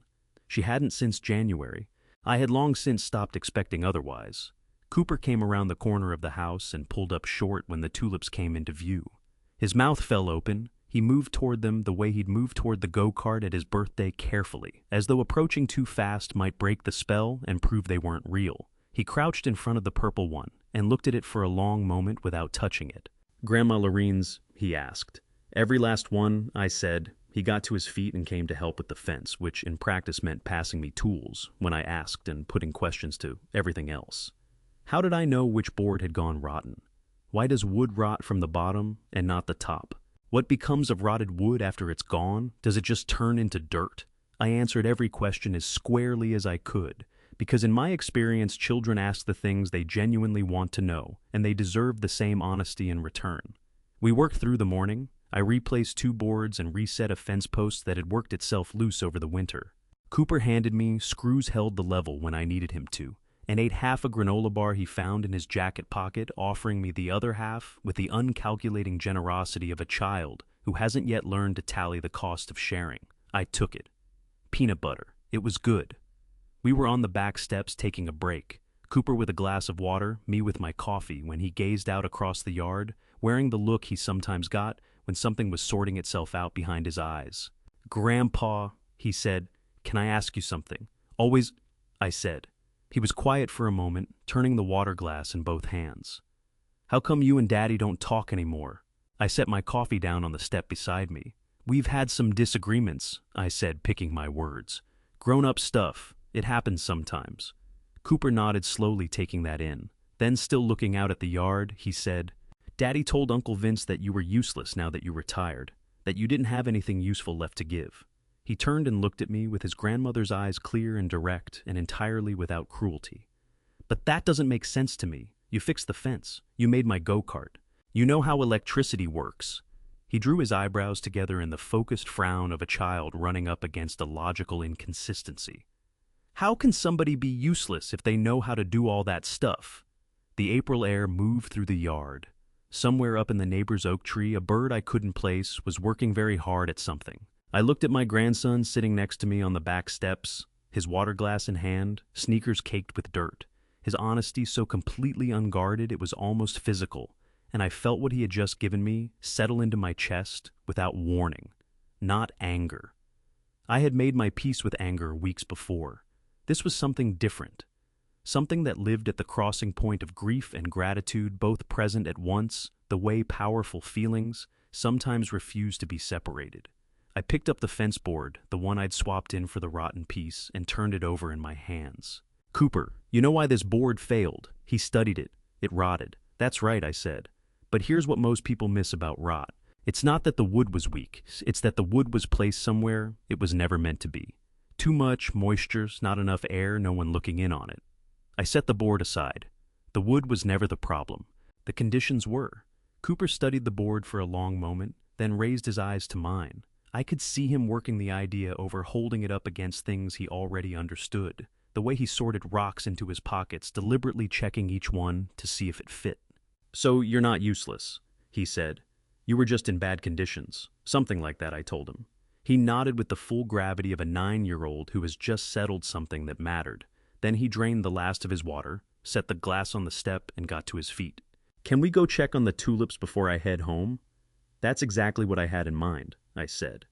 We moved along the south fence together, Cooper pointing at each bloom and asking what it was called, me telling him what I knew and owning what I didn't.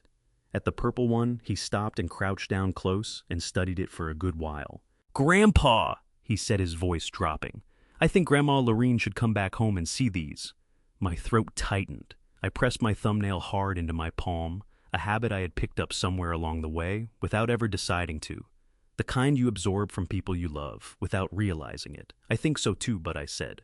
I watched him go out through the side gate, his backpack bouncing shoelaces still loose.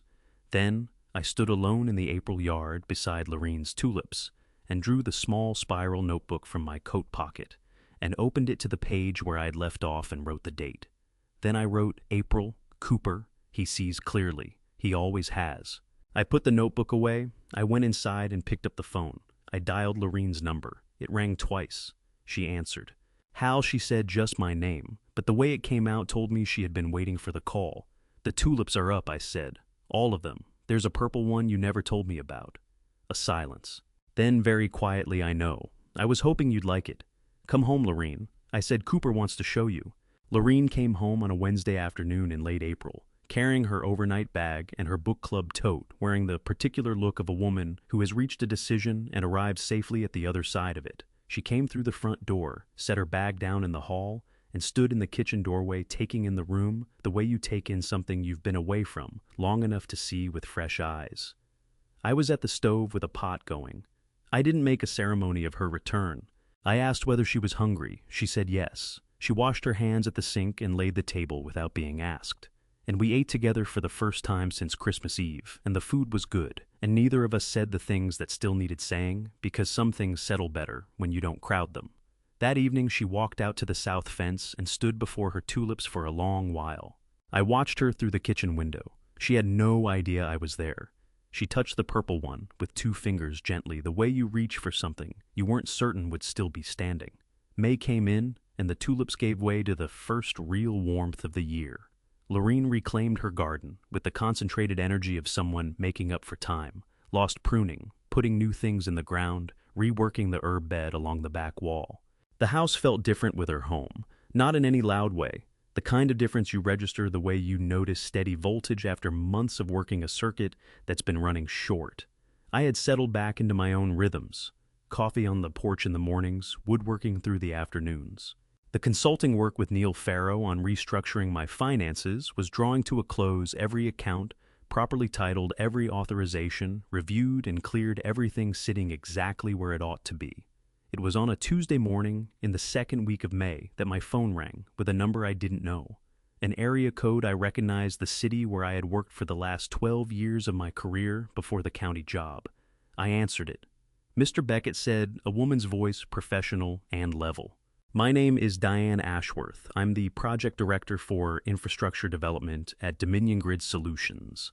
I got your name from Wendell Colby. He said you were the finest electrical systems consultant he had ever worked alongside, and that I'd be making an error if I didn't reach out. I set my coffee cup down. Wendell is generous. I said, Dell is accurate, she said. I have a project I need help with. We're retrofitting the electrical distribution infrastructure for a residential development on the north side, 412 units mixed-age housing. The grid work is involved, and the consultants I have now are giving me answers I don't fully trust. A brief pause. I need someone who has actually performed this work, not someone who has supervised people who did. Someone who understands what happens inside the walls. I leaned back in my chair. Through the kitchen window, Lorene was moving through the herb bed with her pruning shears, pausing every few steps, weighing and deciding. What's the timeline, I asked. 6 months. Diane said, starting June 1st. If you're free, I can get you the project specifications today so you have the full picture before we discuss terms. Send them, I said. I'll go through them tonight. We set up a meeting at her office the following Thursday. She thanked me and ended the call with the efficiency of someone who understood that other people's time has value, which I took note of right away. I sat at the kitchen table for a moment. Then I pushed back my chair, went to the back door, and called out to Lorene.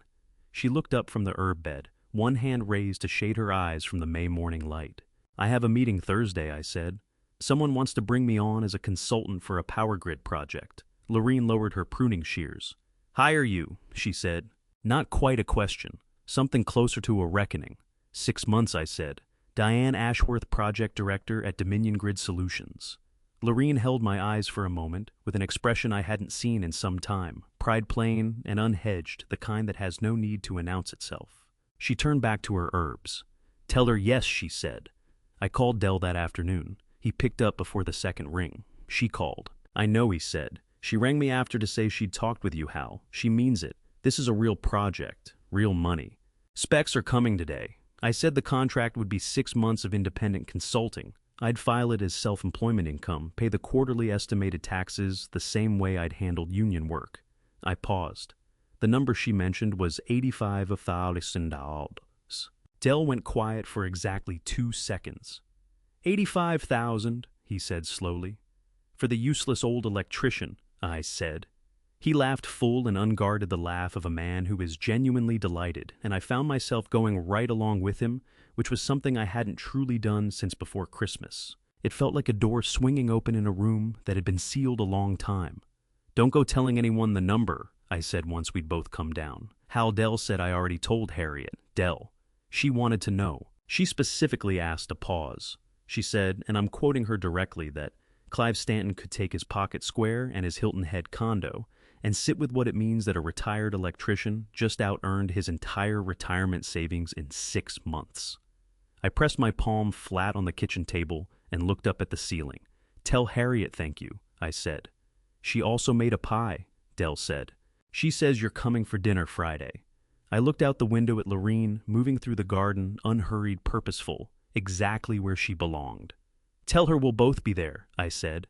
The conversation Lorene and I still needed to have waited until the first Saturday of June, which was as it should be. Some conversations cannot be forced before their time. What those conversations require is the ground being level, first time doing its work, the noise dying down the household, finding its footing again in the routine of ordinary days. Only then can you sit across from someone and say the hard thing with the weight it actually carries. Lorene was the one who opened it. We were out back after supper on a June evening, the air soft and unhurried, the garden thick and fragrant, the way it gets when summer finally commits to itself. I nursed my coffee. The sun had dropped behind the neighbor's oak, and the yard was washed in that deep amber of early June, the light I have always found more generous than any other time of year. I need to say something, Lorene said. Go ahead, I told her. She studied her glass for a moment. I should have left with you that Christmas Eve night when you asked me to come home. She kept her voice even, but the steadiness was deliberate. You could sense what it was costing her to hold it there. 6 months she had been carrying this, and she had decided that when she finally said it, she was going to say all of it. I chose the easy way out. I convinced myself it was about keeping things calm, but I was not keeping anything together. I was avoiding a decision. And avoidance is itself a decision, and it was the wrong one. I kept still. I did not cut in. I sat there while Grant said those things to you, and I did nothing. Her jaw set. 43 years I have watched you stand up for this family. Not once did you fail that. And the evening when you needed someone to stand up for you, I looked down at my coffee cup. She pressed her mouth closed and held it there. I am sorry, Harold. Fully and without reservation, I am sorry. The amber light drifted across the garden, slow and warm. Lorene's herb bed hugged the back wall, heavy and green, the rosemary and thyme coming through on the air. I know you are, I said. Is that enough? She asked it plainly. I sat with the question the way it deserved honestly, without rushing to comfort her. It's a beginning, I said, and a solid one. She let out a breath that seemed to come from somewhere deep, the long release of a person who has been braced against something for a very long time and has finally let it go. Her hand came across the armrest and covered mine. I turned my palm up and closed my fingers around hers. We stayed that way without speaking. The oak tree fell into shadow. Across the yard in the far corner, near the fence, the fireflies began to appear, scattered at first tentative before they gathered into their slow, drifting pattern. Claire called me this morning, Lorene said. I held my silence. She told me Grant wants to come over and speak with you, that things have gotten quite hard for them, financially, and that he was hoping Lorene slowed, picking her words that talking it through might ease some of the tension. I finished my coffee and set the cup on the armrest. Lorene Hun, I said, I love you. I will look after you for whatever time I have left, and I will do that without resentment because it is exactly what I pledged 43 years ago, and I have never stopped meaning it. I met her eyes. But I am done putting money in Grant Stanton's direction. No more covered bills, no more signatures on his paperwork, no more of my name attached to his choices. None of that changes based on whatever he brings to say when he walks through that door. Lorene held my gaze for a long beat. Her eyes glistened, but she sat straight, and her hand did not leave mine. I know, she said quietly. I am not here asking you to change any of that. I just wanted you to hear it from me before it happened. I told her I was glad she had. And Claire is trying, I added. Lorene nodded. You should know they go at it constantly now. Last week she told me she wished she had spoken up at that dinner. She was in tears when she said it. Lorene's fingers tightened around mine slightly. She is not who she was back in December. Harold. Good, I said, and there was not a drop of spite in it. Good the same way you say it when something damaged starts mending the right way. Not easy, not painless, but correct. Exactly what needs to be happening.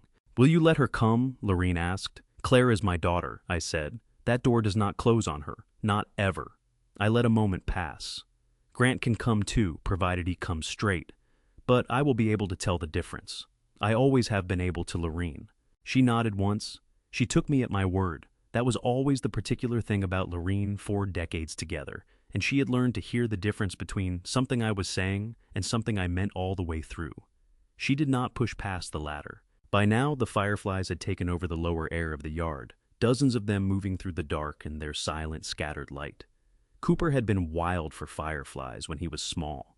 I could see him years ago running through this same yard with a mason jar clutched in both hands, his whole face lit with that particular joy that belongs only to children chasing something beautiful and catchable. There would be evenings like that again, I thought. That was ahead of us still, Harold Lorene said. Yes. When I was staying at Claire's, I could hear them through the walls most nights arguing. She went quiet for a moment. One night, Grant said something he had no idea I was on the other side of the wall. He said he had underestimated you. She looked at me steadily. Word for word, that is what he said. I underestimated him. I looked out at the fireflies threading through the garden she had planted and abandoned and returned to. He got that right, I said. Lorene made a sound, not quite a laugh, closer to its shadow, and it said everything it needed to. She pressed my hand once firmly, and we stayed put in the summer darkness while the evening moved through itself, the way evenings do, unhurried, unbothered, settling toward its quieter end. The coffee cooled untouched. The fireflies did not stop. We gave no thought to going in. The night had everything in it we needed. 2 weeks on, they turned up on a Sunday afternoon, Grant and Claire arriving together, which was information in itself. That had been arranged, and the arranging had been Grant's doing. Claire did not operate this way. When Claire faced something difficult, she showed up on her own, ahead of schedule without defenses. This entrance Sunday, the 2-0. The two of them side by side had the feel of something rehearsed. I had been told they were coming. Lorene had messaged Claire the previous evening to lock in the time.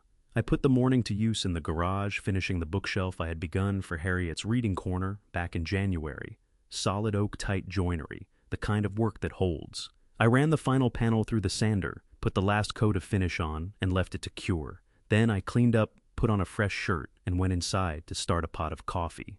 Grant knocked at 2:00 on the dot. He had on a button-down, with the collar open, deliberately underdressed. I clocked it immediately the way a man dresses when he wants to look less calculated than he is. He had a small paper-wrapped bunch of grocery store flowers in one hand. Claire was positioned just behind him, wearing a light jacket in spite of the June heat. Her arms rested loosely across her middle. When her eyes found mine, they stayed there open, direct, carrying something real and unguarded that was nothing at all like whatever her husband's face was doing. Lorene stepped back and let them in. I held my ground in the kitchen doorway. Dad. Grant held the flowers out toward me. Thank you for having us. I accepted them, placed them on the counter, and left them there without hunting for a vase. Take a seat, I said. We spread ourselves across the living room, Grant and Claire on the sofa, Lorene in the armchair beside the window, me in the chair opposite the coffee table. Grant leaned in with his forearms on his knees. I had seen that posture before, in professional settings, the forward lean, the open hands, the practiced look of someone who wants to appear to be listening while he is actually steering. He started with Christmas Eve, said he had overstepped, said what he had put into words that night was disrespectful, and that the past several months had given him a great deal to reckon with. He delivered it with the timing of someone who had rehearsed it. The pauses landed in the right spots, the eye contact was measured and held. If I had not had 11 years of watching Grant Stanton work a room, I might have read the apology as the purpose of the visit rather than the opening move. I let him run it out. Then Claire went. Hers landed differently. Her voice gave way on the second sentence, and she brought her hand up flat against her collarbone, a thing she had done her whole life when the tears were coming, and she was fighting them back. She said she had let me down at that dinner, and had been aware of it even in the moment, and had stayed quiet regardless. The sorry she offered carried no architecture behind it, no objective. I believed every word Claire said. I turned to Grant. I'm glad you came, I said. Both of you? I moved my cup to the table. Claire, I hear you. I need you to know that. I held my daughter's gaze for a moment, the woman she actually was, unguarded, not playing a role for her husband's sake. We are going to be fine. You and I are always going to be fine. Claire's eyes went bright. She pressed her lips together and gave a single nod. I turned to Grant. I said, I'm going to be straight with you, and I need you to take it the same way. My voice stayed even unhurried. You did not make the drive over here today because Christmas Eve weighs on your conscience. You came because the money situation has gotten tight and you are hoping a Sunday visit and a bunch of grocery store flowers will put things back the way they were before December 24th. I let that sit. That arrangement ended. It ended the moment you announced to a room full of people that my presence lowered the quality of any table I occupied. Grant's jaw went tight. His posture held. He was too disciplined to let the body betray him. But something shifted behind his eyes, a quiet recalculation. That's not what brought me here, he said. I believe it is, I said, and I think some part of you under all of this already knows that. I leaned forward slightly. You are a capable man, Grant. You have a genuine career and real income, and a family that deserves your full attention, not whatever is left after you have worked every other angle available to you. I kept my eyes on his. I sincerely hope you find your way to that. But I will not be a figure in that math any longer. The room went quiet. Through the window, Lorene's garden held the full weight of the June afternoon, unhurried, indifferent to everything unfolding on this side of the glass. Grant got to his feet. He tugged his shirt straight. He looked back at me with an expression that had finally stopped pretending to be something it was not, which was, I thought, the most honest thing I had witnessed from him in 11 years. Fine, he said. We will sort it out on our own. I know you will, I said. You are more capable than you have ever given yourself a chance to prove. Claire rose from the couch. She crossed the room and wrapped her arms around me before I had a chance to stand. Her face came to rest against my shoulder, the way it had at 8, at 18, at 28, every age of her living in the same gesture. I held on. I love you, Dad, she said into my shoulder. I love you too, I said. Walk through your mother's garden before you leave. The herbs are something else this year. Grant waited near the front door, while Claire went out with Lorene into the garden. I stood back at the kitchen window and watched them. Lorene gesturing towards something, Claire bending in, close for a look, both of them moving in no hurry through the green of the afternoon. Grant did not follow. He stayed by the door, his grocery flowers still sitting on the counter where I had left them, hands in his pockets, eyes somewhere I could not locate. I poured a cup of coffee and set it on the counter near him, without saying anything. He picked it up. He drank it. It was the quietest Grant Stanton had ever been in my presence, and I took it to be the beginning of something small and not yet tested, not yet earned, but there. The way a new circuit is there before anyone throws the switch. The potential existed. What he did with it was his own business. The thought of selling the house had been settling in the back of my mind since April, and I want to be clear about where it came from. It had nothing to do with Grant's visit in June, or with what took place at that restaurant on Christmas Eve. It came from moving through the rooms of a 4-bedroom house with 2 people living in it, and noticing the way an electrician notices an oversized panel in a small building that the capacity no longer matched what was actually being drawn. Lorene and I had moved into this house 31 years ago, when Claire was 7, and the neighborhood was still coming into itself, and we needed the room. We had needed it. 4 bedrooms made sense when one of them belonged to a child. One took in actual guests, one held my study, and one was ours. 31 years on, Claire was 38. The guest room had gone 4 years without a visitor. I was spending more hours in the garage than at my desk. And Lorene had mentioned twice in passing that a smaller yard might suit her fine, now that her niece had begun offering opinions about kneeling on hard ground. I raised it on a Saturday morning in July at the kitchen table over coffee. I've been thinking we should sell, I said. Lorene lifted her eyes from her book. She held them on me for a moment, taking the measure of what was behind the words the way she had always been able to. Then she let her gaze travel slowly around the kitchen, across the window, above the sink, the doorframe where Claire's height had been penciled in over the years, the ceiling light I had rewired in the summer of 1997, and she looked back at me. Where would we go? She asked. There is a development going up on the north side, I said. The one Diane's project is working on. Mixed housing, smaller footprints, private patios, garden space built in. I went through a model unit last week. I wrapped both hands around my cup. It felt right, Lorene. It felt sized to the life we are actually living now. She was quiet for a moment. Then, will there be room for my herbs? Private patio, I said. Full sun on the south side. She picked her book back up. Call the realtor Monday, she said. The house sold in 5 days. Our realtor, a no-nonsense woman named Connie Duval, who had been moving homes in this county for 22 years, told us the market was running hot, and that our price was fair, and that she already had 3 interested parties lined up before the sign went in the yard on a Tuesday.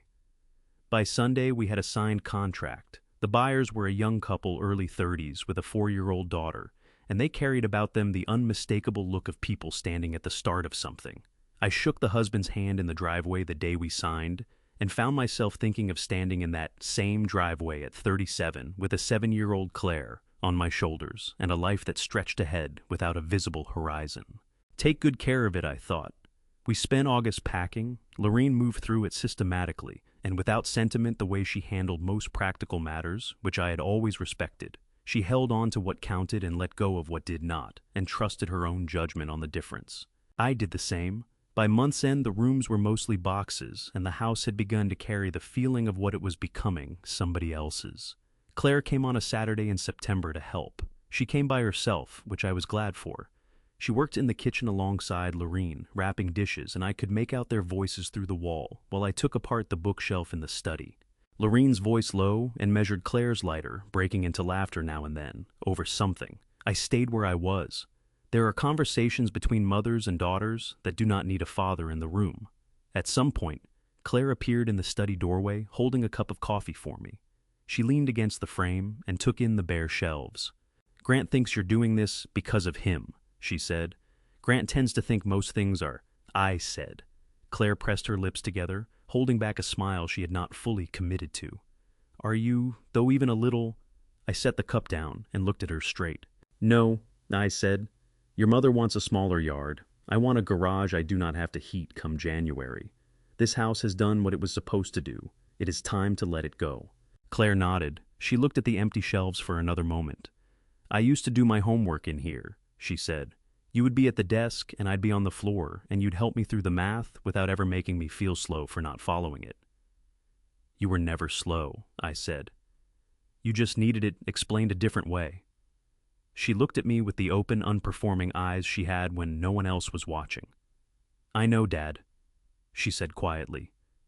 I understand that now. Moving day fell in early October, cool and clear, the kind of autumn morning that seems to have some intention behind it. The crew was quick and organized, and by noon, the truck was packed. Lorene stood alone in the empty living room for a few minutes. I left her to it. When she came back out, her eyes were dry, her chin level, her keys already in hand. We locked the front door one last time. I dropped the key into the lockbox Connie Duval had fastened to the handle. We walked out to the car together. Grant's truck was parked across the street.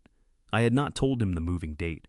He had learned it from Claire, I supposed, or from Lorene, or simply from the sight of a moving truck on a residential block. He was at the side of his truck, hands buried in his jacket pockets, watching. I opened Lorene's door for her. She got in. I walked around to my side. Grant lifted one hand partway out of his pocket. Not a wave, something smaller than that, less committed. I looked at him across the roof of the car. He looked older than he had at Christmas. Exhaustion had taken up permanent residence around his eyes, and he wore it the way men wear things that have stopped being temporary. I gave him a single nod, not forgiveness, not an opening, just an acknowledgement that he was there and that I had seen him.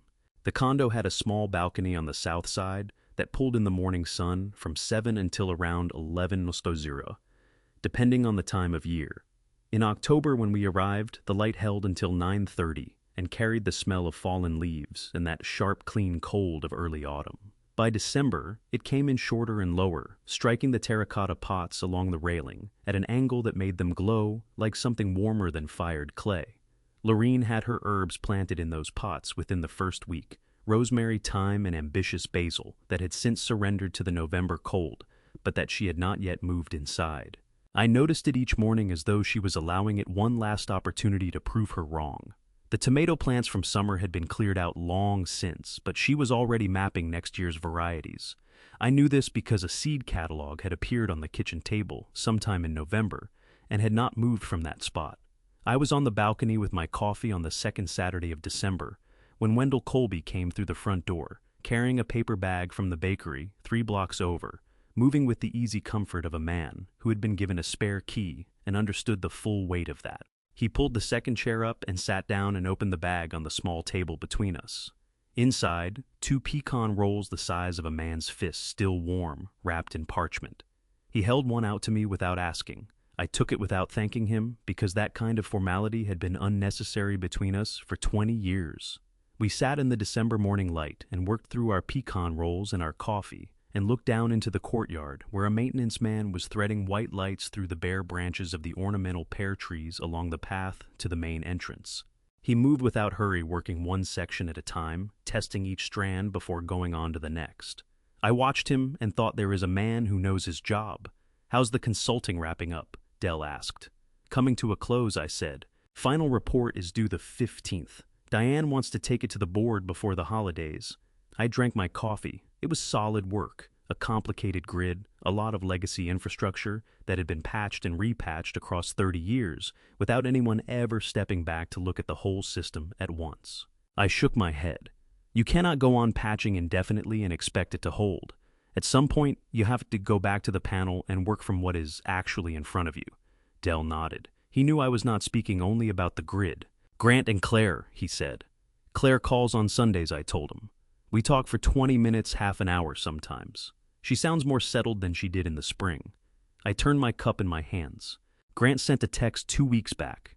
Said he wanted to talk when I was ready. I haven't replied yet. Are you going to?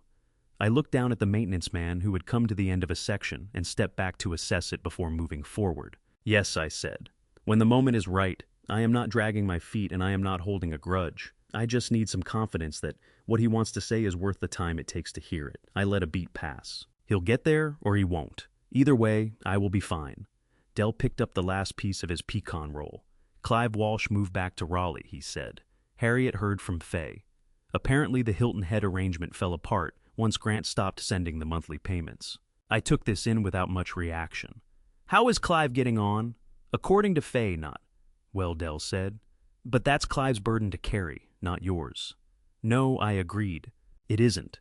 From inside the condo came the sound of Lorene moving through the kitchen cabinet doors, the kettle going on the ordinary domestic music of a household that had found its footing again.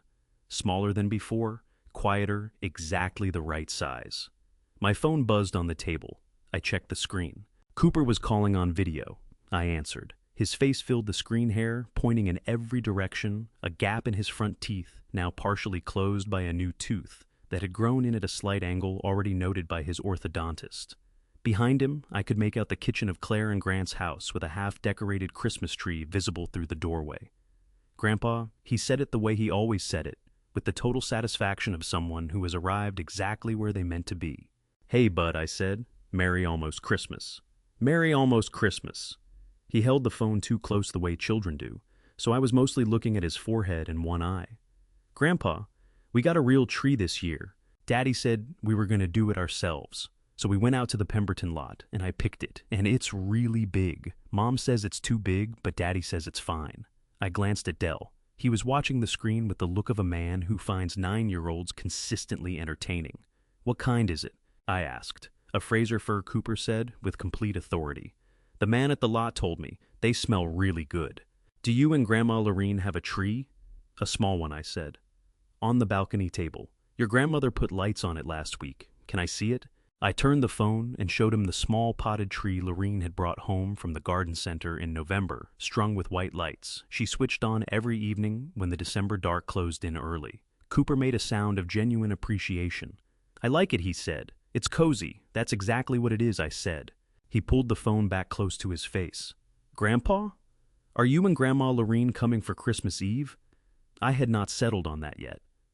I looked over at Dell, who returned a look that said very plainly, this was not a call he intended to help me make. I looked back at Cooper's one visible eye watching me with the particular patience of a child who has been asked something important and is prepared to wait as long as it takes for an honest answer. We'll see, Bud, I said. Your grandmother and I are still talking it through. Daddy said he hopes you come, Cooper said. Then with the swift conversational pivot of a 9-year-old who has delivered his message and moved on, Grandpa, did you know a Fraser fir can live for 1,000 years if nobody cuts it down? I did not know that I said. The man at the lot told me that too. A pause. I feel a little bad about cutting it down now. You gave it a good purpose, I said. It's going to be the center of your family's Christmas. That is not a bad way to go. Cooper weighed this with the gravity it deserved. Okay, he said, satisfied. I have to go help Mom with the ornaments. Bye, Grandpa. Bye, Grandpa's friend. That's Dell, I said. Bye, Dell, Cooper said, and the screen went dark. Dell reached for his coffee cup. He's something, he said. Yes, I said. He is. We stayed out of there a while longer. The maintenance man below had finished the pear trees and stood back to look at his work, 2 lines of bare winter branches threaded with white light running the full length of the courtyard path. He plugged them in to check. Every strand lit up. He gave a single nod to himself and started coiling his extension cord.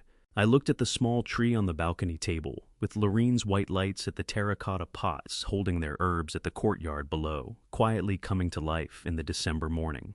And I thought about a restaurant on Christmas Eve a year ago, and a navy coat, and a man who had told a room full of people that I lowered the quality of any table I occupied. I thought about 40 years of work inside other people's walls, about Cooper's hand in mine beside the tulip bed, about Lorene's face in the June firefly dark, about Dell's laugh when I told him the number $85,000 full, and unrestrained the laugh of a man genuinely delighted for his friend. Lorene appeared in the balcony doorway with her tea. She looked out at the courtyard lights and made a small sound of approval. She pulled her cardigan closer and leaned against the doorframe. Harriet called. She was asking whether the 2 of us would be over for dinner. Tell her we'll be there, I said. Lorene held my gaze for a beat. That particular look she had unhurried and searching, the kind that only accumulates after 43 years with the same person and still finds something to rest on. She went inside to ring Harriet and Dell. I stayed on the balcony with my coffee while the December morning settled around me. Down in the courtyard, the maintenance man's white lights were coming, some section by section, patient and deliberate, finding their places along the path. 68 years old, a morning balcony with decent sun, a wife who left seed catalogs open on the kitchen table with things circled, a friend who arrived with pecan rolls and no need for an invitation, a grandson who lost sleep over the fate of Fraser for Christmas trees. I had not bent. I had kept myself intact through all of it quietly, without making a speech about it. If you have stayed with this story all the way through, then you already know. It was never really about a dinner bill, or a cosigner request, or a line of credit quietly drained. It was about a man deciding at 68 that the version of himself he had allowed others to define was not the one he intended to finish with. Harold paid a price for that decision. He spent a winter alone. He watched his wife struggle with her own silence. He had to sit across from his son-in-law and name out loud what everyone else in the room had been pretending not to see. None of it was easy, but I believe God does not honor a man's patience so that it can be spent indefinitely on people who treat it as weakness. There comes a point when walking quietly away is not a defeat. It is the most dignified thing a person can do. Here is what this story taught me, and what I hope it leaves with you. If someone needs you to feel small in order to feel large themselves, that is their limitation, not yours. Do not carry it. When the people around you underestimate what you have built, let the record correct them. You do not have to argue. Let the $85,000 consulting contract speak. The ones who love you will eventually find their way back. Give them the room, but do not rearrange your life waiting. And if you are a father who has ever felt the weight of being overlooked by the very family you gave everything to, know that these father stories matter, that your dignity matters, and that what looks like a quiet man in a corner is sometimes the most powerful force in the room. That is the real meaning of a dad's revenge. Not cruelty, not retaliation, just the steady, unhurried work of becoming undeniable. If this story moved, you share it with someone who needs to hear it, a father, a friend, anyone carrying something heavy in silence. Leave a thought in the comments, and if you want more stories like this, subscribe to His Hidden Revenge. I am glad you were here. Take care of yourselves.